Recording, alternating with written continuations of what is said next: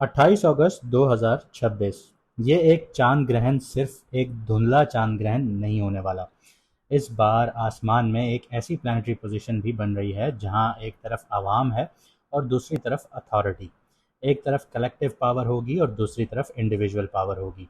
और बीच में वो सवाल खड़ा है जो अगले चंद महीनों में बहुत से मुल्कों, इंस्टीट्यूशंस और लोगों की डायरेक्शन को बदल सकता है। आखिर ताकत जा किस तरफ रही है?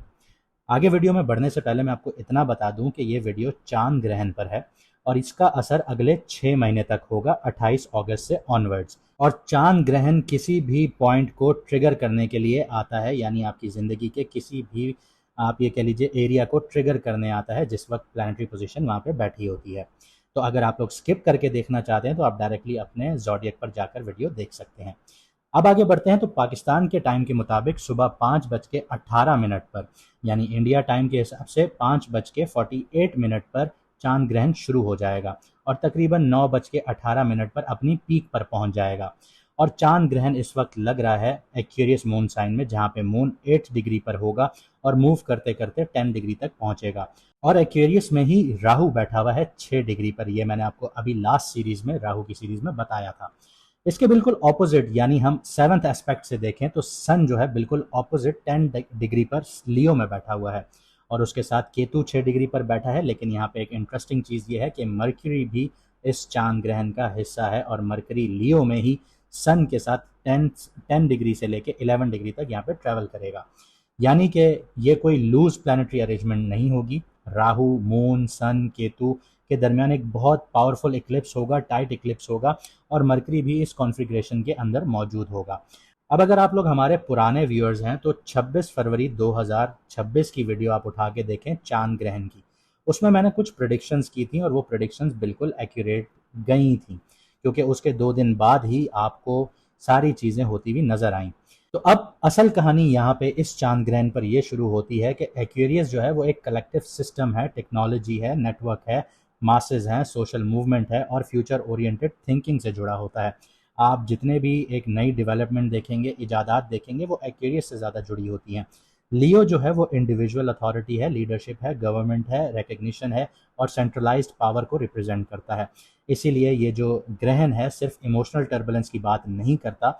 मुंडेन एस्ट्रोलॉजी के लेवल पर अगर हम बात करें तो ये पब्लिक सेंटिमेंट्स और एस्टैब्लिश्ड अथॉरिटी के दरमियान टेंशन क्रिएट करता है, टेक्नोलॉजी और गवर्नेंस के बीच में फ्रिक्शंस पैदा करता है और इन्फॉर्मेशन के जरिए पावर एक्सरसाइज करने की कहानी भी बताता है। मून के साथ राहु होने की वजह से कलेक्टिव इमोशंस जो हैं वो एम्पलीफाई होते हुए नजर आते हैं।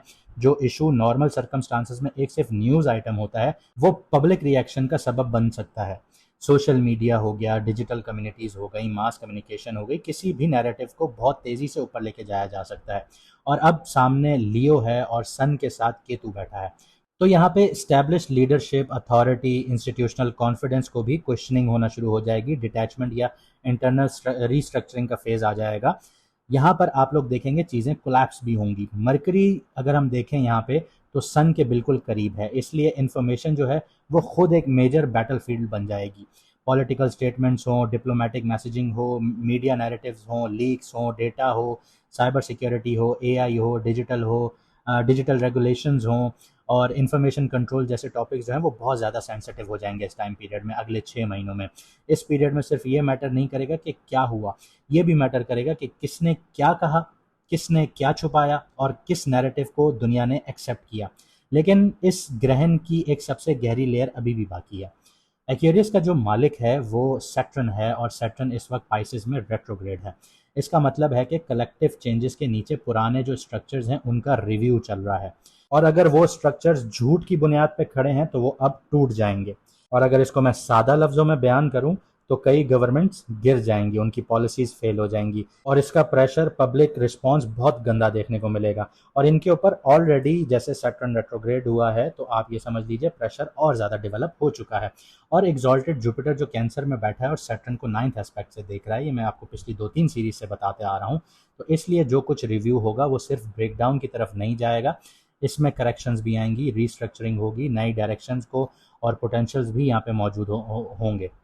इसलिए इस चांद ग्रहण में सिर्फ नेगेटिव मैं इसको नहीं कहूँगा, यहाँ पे सिस्टम कोलैप्स होगा, टूटेगा, ख़त्म होगा, नया सिस्टम बनेगा। और सिर्फ पॉजिटिव भी नहीं कहूँगा कि ये ज़्यादा ठीक नहीं होगा, क्योंकि हाई प्रेशर ट्रांजिशन पॉइंट है यहाँ पे। कुछ जगह पुराने जो एग्रीमेंट्स हैं वो टूटेंगे, कुछ जगह अथॉरिटी चैलेंजेस होंगी, कुछ जगह पब्लिक प्रेशर बढ़ेगा, कुछ जगह ऐसे प्रेशर की वजह से रिफॉर्म्स आएंगे, नया स्ट्रक्चर पैदा हो जाएगा। और एक बहुत इंपॉर्टेंट बात यह है कि इस ग्रहण की जो कहानी है कि सिर्फ 28 अगस्त तक की रात तक नहीं होगी, ये आगे पूरी थीम कंटिन्यू होगी 6 महीने तक, जो हम एक सिंगल इवेंट समझ रहे होते हैं, इसलिए ये सिंगल इवेंट नहीं है।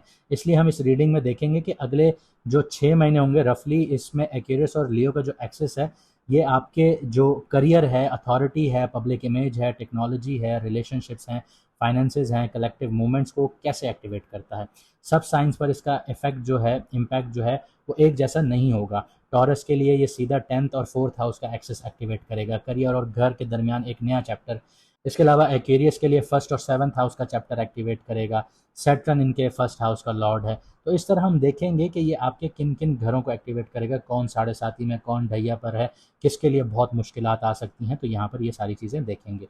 यानी हर मून साइन की कहानी अलग होगी, कहीं करियर बदलेगा, कहीं रिलेशनशिप्स बदलेंगे, कहीं फाइनेंशियल स्ट्रक्चर्स होंगे, रीस्ट्रक्चरिंग होगी, सॉरी, कहीं पब्लिक आइडेंटिटी देखने को मिलेगी, कहीं इंसान को पहले अपनी पुरानी सोच को छोड़ना पड़ेगा, फिर नई डायरेक्शंस नज़र आएंगी। तो इस वीडियो में हम किसी भी मून साइन को सिर्फ जेनेरिक हॉरोस्कोप के तौर पर नहीं देखेंगे, हम देखेंगे कि मून किस हाउस में ग्रहण लगा रहा है, राहु क्या डिज़ायर कर रहा है, किस तरफ एम्पलीफाई कर रहा है, सन केतु की जो ऑपोजिशन है किस तरफ लेकर जा रही है, डिटैचमेंट किस तरफ हो रही है, रीडिफाइन किस तरफ कर रहा है, मरकरी किस तरह डिसीजन और इन्फॉर्मेशन को एक्टिवेट कर रहा है, रेट्रोग्रेड सैटर्न और एक्सॉल्टेड जुपिटर जो है उसकी पूरी स्टोरी किस डायरेक्शन में लेकर जा रही है। और इसके अलावा अगर आपको आपका मून साइन नहीं पता तो कमेंट सेक्शन में अपनी ओरिजिनल डेट ऑफ बर्थ लिखिए, आपको आपका मून साइन बता दिया जाएगा। और अगर आप लोग अपनी पर्सनल लाइफ, करियर डायरेक्शंस की, बिजनेस की, रिलेशनशिप्स की, फाइनेंस की या फ्यूचर के किसी स्पेसिफिक मसले को कुंडली के मुताबिक समझना चाहते हैं तो स्क्रीन पर दिए गए व्हाट्सएप पर मैसेज करके आप लोग अपॉइंटमेंट बुक करवा सकते हैं। याद रखिए 50% ऑफ है अपॉइंटमेंट्स पर और लिमिटेड टाइम के लिए है। अब क्योंकि यहाँ पे सवाल पैदा हो जाता है कि इस इक्लिप्स में क्या होगा, इस ग्रहण में क्या होगा, असल सवाल ये नहीं है, असल सवाल ये है कि क्या बदलने जा रहा है, उसके बाद आपकी ज़िंदगी की डायरेक्शन किस जगह जाएगी। अब देखते हैं कि 28 अगस्त का जो चांद ग्रहण है आपके मून साइन के लिए क्या चैप्टर खोल रहा है। अब बात करते हैं लियो मून साइन वालों की। तो जैसे आपको पता है कि 28 अगस्त को चांद ग्रहण लग रहा है, लेकिन आपकी कुंडली के 7th हाउस को एक्टिवेट कर रहा है। इसलिए अगले 6 महीने रफली मैं देखता हूँ कि आपकी जो ज़िंदगी है उसका फोकस शादी, serious relationships, business partnerships, clients, contracts और वन टू वन डीलिंग पर हो सकता है। या फिर उन फेजेस में हो सकता है जब दूसरे लोग आपकी डायरेक्शन को डायरेक्टली इन्फ्लुएंस करने की कोशिश कर रहे होंगे। किसी रिलेशनशिप में कमिटमेंट का सवाल उठ सकता है, किसी बिजनेस पार्टनरशिप को नए टर्म्स की ज़रूरत पड़ सकती है, या कोई इंपॉर्टेंट क्लाइंट आपके करियर को अनएक्सपेक्टेड डायरेक्शन दे सकता है। यहाँ सवाल सिर्फ ये नहीं होगा कि मेरे साथ कौन है, बल्कि ये भी होगा कि जो मेरे साथ है वो मुझे किस डायरेक्शन में लेके जा रहा है। ये सबसे इम्पॉर्टेंट सवाल है जिसमें आपको डिस्टिंग्विश करना है कि आपने क्या चूज़ करना है। एग्जिस्टिंग रिलेशनशिप के लिए ये इक्लिप्स जो है वो रियलिटी चेक का काम कर रहा है। अगर मैरिज या पार्टनरशिप में काफ़ी अरसे से कोई इशू पोस्टपोन्ड हो रहे थे तो future planning, finance, relocation, family responsibility, trust या फिर इमोशनल अवेलेबिलिटी, अब उस पर बात करना बहुत ज़रूरी हो जाएगा। इसके अलावा स्ट्रॉन्ग रिलेशनशिप जो है वो इस पीरियड में और मैच्योर हो सकते हैं, क्योंकि दोनों लोग जो हैं वो फ्यूचर को ज़्यादा रियलिस्टिक देखना शुरू हो जाते हैं।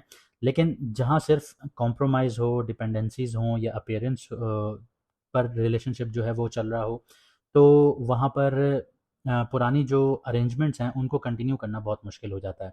सिंगल लियो की बात करूँ तो ये पीरियड इंटरेस्टिंग नज़र आता है, किसी नए पर्सन से मुलाकात होती हुई नज़र आती है आपके प्रोफेशनल नेटवर्क के थ्रू, ऑनलाइन प्लेटफॉर्म हो गया, बिजनेस इन्वायरमेंट हो गया, ट्रैवल या म्यूचुअल कॉन्टैक्ट्स के ज़रिए हो सकता है। लेकिन जो लोग अपने आप को सिर्फ एक कमरे में बंद रखते हैं, किसी से बात नहीं करते, इंट्रोवर्ट हो जाते हैं, तो वो उनके ऊपर ये चीज़ें फिर अप्लाई नहीं होंगी, क्योंकि जब तक आप अपने आप को मार्केट में प्रेजेंट नहीं करेंगे तब तक आपके पास कुछ भी नहीं आएगा, चाहे वो काम कारोबार हो, चाहे आप अपनी ज़िंदगी में किसी इंसान को अपनी ज़िंदगी में लेकर आना चाहते हो, शादी के लिहाज से लेकर आना चाहते हो, बिजनेस पार्टनरशिप करना चाहते हो, तब तक ये चीज़ें उन पर अप्लाई नहीं होंगी। तो आपको निकलना होगा। अट्रैक्शन स्ट्रांग होगी आप लोगों की, और सामने वाला पर्सन जो है वो अनयूजुअल, एम्बिशियस या डिफरेंट बैकग्राउंड का भी हो सकता है।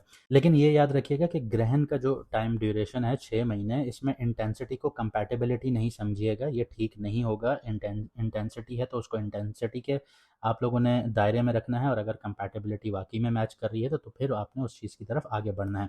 किसी इंसान की बात, स्टेटस या कॉन्फिडेंस से इम्प्रेस होने के बजाय उसकी कंसिस्टेंसी और बिहेवियर को वक्त दीजिएगा। कुछ कनेक्शंस बहुत इंपॉर्टेंट साबित हो सकते हैं, लेकिन हर इंटेंस कनेक्शन लाइफ पार्टनर नहीं होता।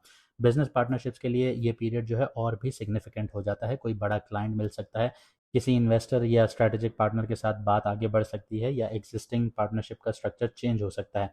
लेकिन पार्टनरशिप में ग्रोथ के साथ रिस्क भी शेयर होता है, प्रॉफिट शेयरिंग भी शेयर होती है, लाइबिलिटीज़ भी शेयर होती हैं, अथॉरिटी भी शेयर होती है, पेमेंट्स भी शेयर होती हैं, पेमेंट्स का स्केड्यूल भी शेयर होता है, और एग्जिट कंडीशंस जो हैं इनको आप लोगों ने क्लियरली ज़रूर देखना है, डिफाइन करना है। इस दौरान ट्रस्ट कर लो, पेपर बाद में कर लेंगे, ये वाली अप्रोच आप लोगों के लिए सही नहीं होगी। लियो के लिए एक और इम्पॉर्टेंट फैक्टर है कि आपकी जो 8th हाउस की ढैया है, ये सैटर्न के 8th हाउस में होने की वजह से होती है, और सैटर्न वहाँ पे रेट्रोग्रेड है। इस वजह से रिलेशनशिप और पार्टनरशिप के जो पीछे छुपे फाइनेंशियल या इमोशनल रियलिटीज़ हैं वो ज़्यादा इंपॉर्टेंट होती हुई नज़र आती हैं। किसी स्पाउस के फाइनेंसेस, जॉइंट इन्वेस्टमेंट, कर्जे, इंश्योरेंस, इनहेरिटेंस या बिजनेस लाइबिलिटीज़ का इशू रिलेशनशिप के सेंटर में आ सकता है। यानी जो रिलेशनशिप सरफेस पर इमोशनल लग रहा था, उसके अंदर प्रैक्टिकल रिस्पॉन्सिबिलिटीज़ का पूरा सिस्टम अब जागेगा। क्योंकि सैटर्न रेट्रोग्रेड है, इसकी वजह से पुराने रिलेशनशिप या पार्टनरशिप मैटर्स जो हैं वो दोबारा सामने आते हुए नज़र आते हैं। एक्स पार्टनर से कॉन्टैक्ट, फॉर्मर बिजनेस एसोसिएट्स की रिटर्न, आप लोगों के पुराने जो कॉन्ट्रैक्ट्स हैं या डील हैं, कोई भी जो अभी तक कंप्लीट नहीं हुई थी, वो दोबारा डिस्कशंस में आ सकती हैं। लेकिन इस बार पास्ट को रिपीट करने के बजाय इवैल्यूएट कीजिएगा कि जो प्रॉब्लम पहले थी, क्या वो जेन्युइनली रिजॉल्व हुई हैं या सिर्फ वक्त गुजरा है। अब सैटर्न की तीसरी नज़र को देखें तो वो आपके 10th हाउस पर पड़ती है, क्योंकि ये इक्लिप्स का हिस्सा है। क्योंकि जिस घर में इक्लिप्स लग रहा है, ग्रहण लग रहा है, सैटर्न उस घर का लॉर्ड है। तो 10वें घर को अगर ये देखता है, तो 10वां घर इसलिए भी इंपॉर्टेंट हो जाता है कि आपकी पार्टनरशिप्स डिसीजंस को डायरेक्टली इम्पैक्ट जो कर रहा है वो आपके करियर पर आ रहा है। एक क्लाइंट आपकी रेपुटेशन इंप्रूव कर सकता है, लेकिन एक कोई गलत फैसला, एक रॉन्ग एसोसिएशन प्रोफेशनल इमेज को डैमेज भी कर सकती है।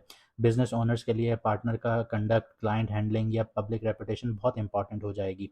जॉब होल्डर्स के लिए मैनेजर, सीनियर स्टेक होल्डर या स्ट्रैटेजिक कोलैबोरेशंस के रोल जो हैं वो अनयूजुअली सिग्निफिकेंट हो जाते हैं। सैटर्न की जो 7वीं नज़र है वो आपके 2nd हाउस पर पड़ती है, जिसकी वजह से फैमिली और फाइनेंसेस भी रिलेशनशिप की स्टोरी का जो हिस्सा बन जाते हैं।